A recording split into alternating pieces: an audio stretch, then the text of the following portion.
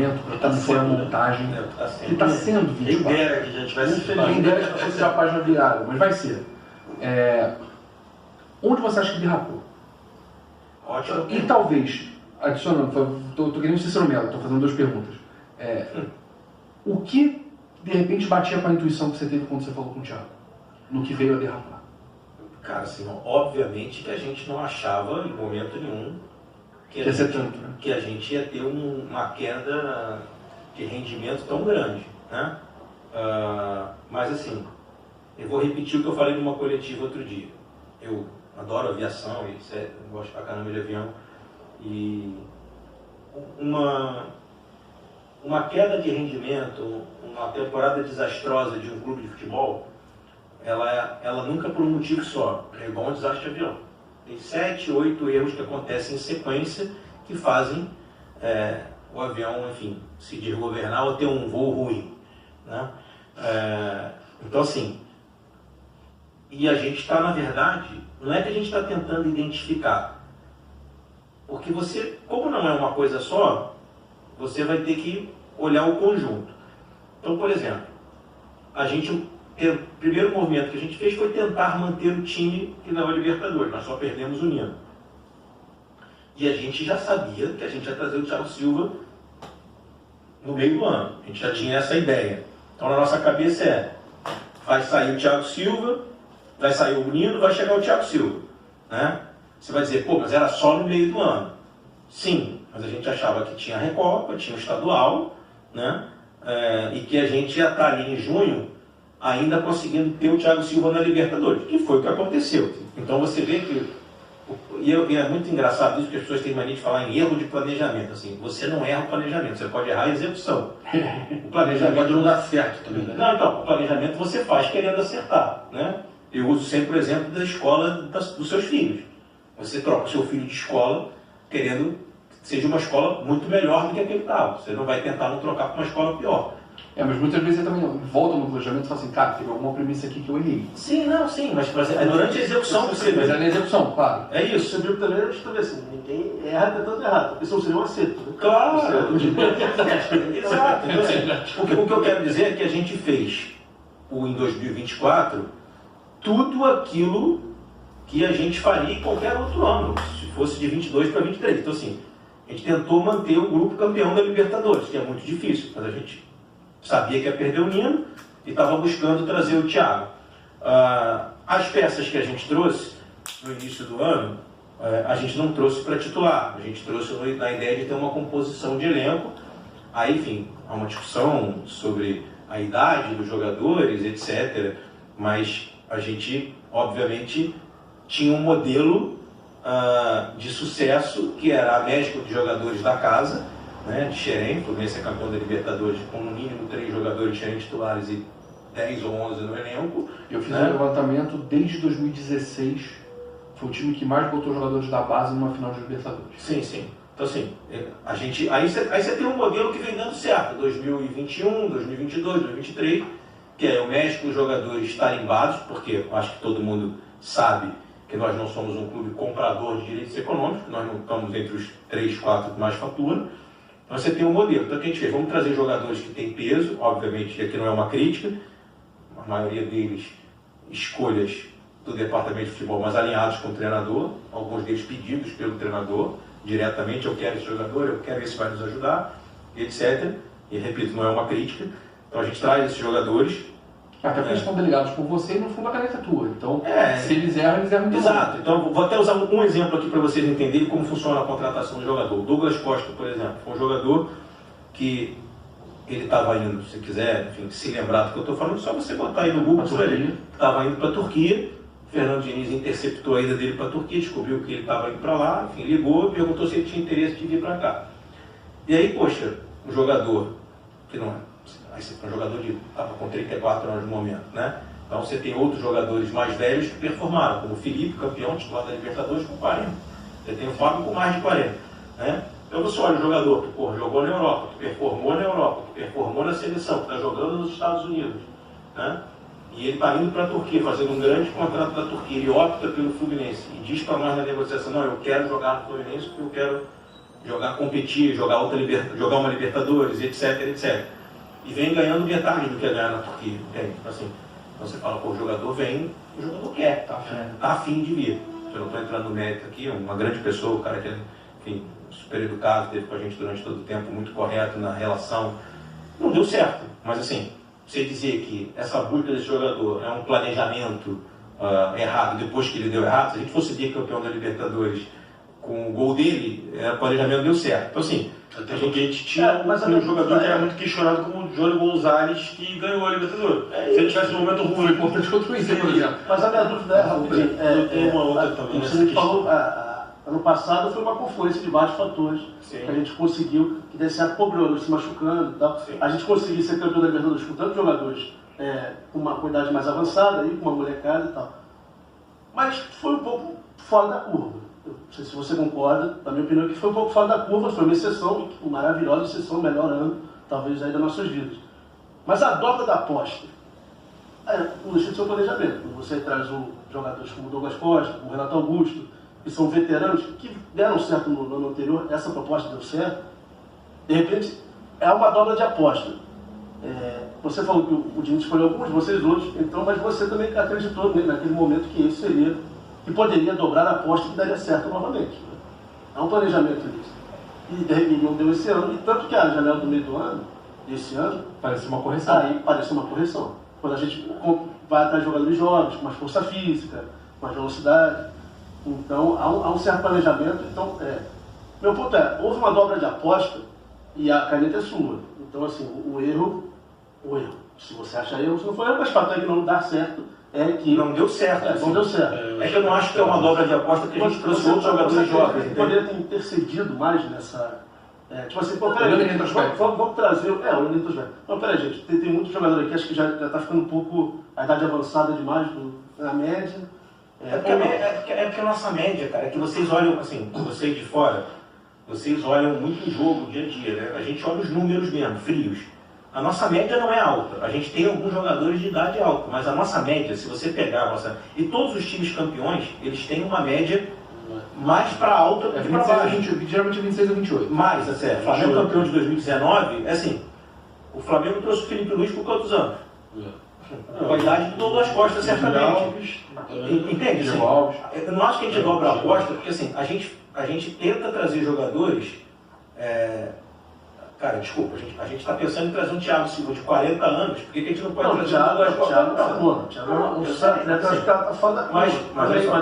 Mas assim, a gente traz um Douglas com 34, não é com 40. Assim, a gente ainda acha que é um jogador que está jogando nos Estados Unidos, que está indo para a Turquia. Então, o Renato, a gente trouxe na ideia de que nós temos o Ganso de camisa 10, vamos trazer um meia, que a gente pode precisar de um cara experiente, um meia, quando o Ganso não estiver nos atendendo. Estou dizendo como é que foi o planejamento. A gente tem que lembrar que a gente traz o Marquinho, no início da temporada, que é um jovem, que estava no Arsenal. A gente traz o Terence, que é um jogador de menos de 30 anos. Vai me ajudando aí. O Pires tem 31. Não, acho que tinha 30 quando chegou. 30. Muito problema de história. O estádio vai estar dentro daquele intervalo dos espaços 32, que são jogadores marinhos. A questão para mim aí não é nem a idade do jogador, porque a gente tem o Thiago Silva e ninguém achou que ele acabou. A questão acho que o perfil de risco. Não, o Fábio também acho que... Então, mas aí você vai trazendo... Eu acho que pior do que a idade, na verdade, como se olha os números frios também, tem alguns jogadores ali que foram ter uma questão de histórico de lesão, né? O Douglas Costa ele vinha um pouco mais você trabalhava com o líder de comissão técnica, que era o nosso treinador, e aí que acreditava muito nessa questão de recuperar. Você precisa entender o seguinte: sim, isso. Você trabalha 2 anos e meio com o treinador, na época era 2 anos. Ele tinha um perfil de enfim, apostar em jogadores que as pessoas não acreditavam mais e que ele achava que ia trazer e ia aproveitar. Isso não é uma crítica, assim. O Renato Gaúcho tem um perfil parecido. Confiava 200% nas escolhas. Acho que qualquer lugar naquele momento teria confiado 200% Não nesse estou me cara. isentando, não. Ele fez uma pergunta muito bacana. Você poderia ter intercedido? Sim, cara, lógico que eu poderia ter intercedido, mas eu não intercedi porque você tem uma comissão técnica que fez 2 anos brilhantes, né, que encontrou um modelo que deu certo. E como é que foram as contratações? Pega o garoto do Arsenal de 23 lá, que é uma potência de força, e etc. Os garotos da base que estão subindo, e vamos trazer aqui 2 ou 3 caras cascudos para a gente encorpar o elenco, para a gente ter um banco experiente, etc. 2 ou 3 jogadores experientes no banco. essa foi a ideia. Aí eu vou te dizer que eu acho que são as somas dos problemas. Quando a gente volta com um mês depois, aí você tem vou te dizer uma frase que o Fred me disse nas férias, ele falou assim, presidente, estou preocupado. Eu falei, com o quê? Ele falou, pela primeira vez, em razão da Libertadores e do Mundial, eu estou vendo nossos jogadores realmente tirarem férias. Eu falei, como assim? Ele falou, porque a gente sempre acompanha as redes sociais, e o cara fica de férias, mas o cara está treinando, faz uma musculação, ele está de férias, mas ele está jogando uma pelada. Eu fui para a Disney, eu cruzei com o Thiago Santos e tal, aqui. Só que assim, o time, cara, nós damos a primeira Libertadores da história do clube, fomos disputar o Mundial jogando contra o Manchester City. Quando isso acabou, o time fez, estamos de férias. Pô.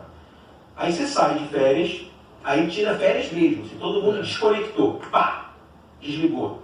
Né? Enfim, nós não, da diretoria, porque a gente tem que, se é só você pegar aí as notícias, nós estamos trabalhando. Mas não fazem ideia que um clube de futebol trabalha em janeiro. Em janeiro, exatamente. A gente trabalhou todos os dias, 24 de dezembro, enfim, a gente foi trabalhando. 30 de dezembro, porque a gente precisava ajeitar para 24. Quando o time volta um mês depois de todo mundo, né, o time titular. Aí olha que loucura.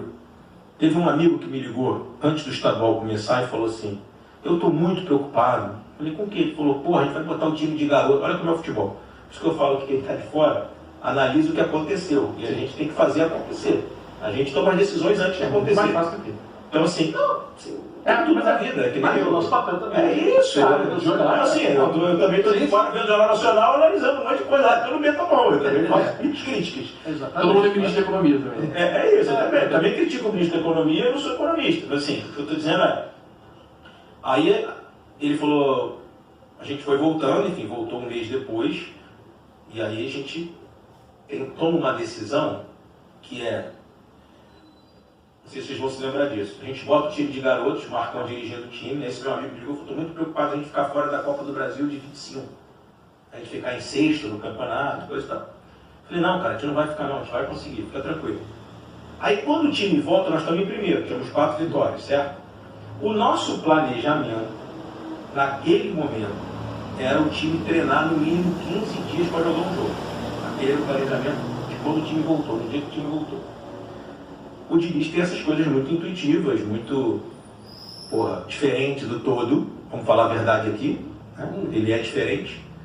Ele chegou para nós e falou, cara, eu vou botar o time já contra o Bangu daqui a 4 dias. Aí, nós por quê?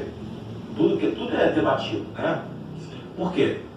Então, porque eu estou muito preocupado que o time está muito sem jogo e a gente tem a final da Recopa, é muito importante para o clube, a da LDU, no Maracanã, tem toda uma questão simbólica. Eu acho que se a gente não botar o time para jogar, nós vamos chegar contra a LDU com um time pouco jogado, muito treinado e pouco jogado. Eu preciso do time na arena para jogar. E é o que eu acredito, eu vou dar pouca carga física de musculação, treino físico, etc. Vou botar eles para jogar, treinar, jogar. E ele bota o time para treinar 4 dias, o time vai lá e joga contra o Bangu e ganha de 4 no estado da Portuguesa. Aí sai todo mundo inebriado, dizendo, porra, o time saiu de férias, voltou 4 dias depois, meteu 4 gols, teve gol do Cano, e etc. E aí realmente ele estava certo nesse momento, assim. O time começa a jogar o estadual e chega para o jogo da LDU com jogo, assim, jogado. Com o quê? Aquelas frases antigas de futebol, treino é treino, jogo é jogo. Então, velocidade de jogo, velocidade da bola do jogo, ele tinha medo da questão da altitude. Falou, cara, estou preocupado a gente jogar na altitude, o time está sem velocidade de jogo, só com velocidade de treino. Então eu vou botar o time para jogar. Aí ele toma essa decisão, que naquele momento é correta, pô. Assim, a gente ganha da LDU. A vitória prova que no curto prazo estava correta, mas ela deixou um legado para o ano. Né? Sim. E aí, vou chegar nas lesões, esse legado de não ter feito uma pré-temporada para os jogadores que estavam de férias, de no mínimo 15 dias já começar jogando, já botar no estresse de jogo, etc., nos traz o título da Recopa, mas, na nossa opinião, hoje, a gente olhando para trás, a gente olha e acha que isso pode ter sido um dos fatores que fez com que a gente tivesse uma queda de rendimento muito grande, porque a gente passa a ter uma queda física muito grande, né? O sistema de jogo é um sistema de jogo muito exigente, sim. E o título da Recopa deve ter sido outro... É isso. Deu da Libertadores. Bom, eu vou dar minha opinião muito rápida sobre isso aí, sobre as explicações aí do Mário. Na época, todo mundo achou correto o que foi feito. Não venham dizer que não, porque foi o que aconteceu.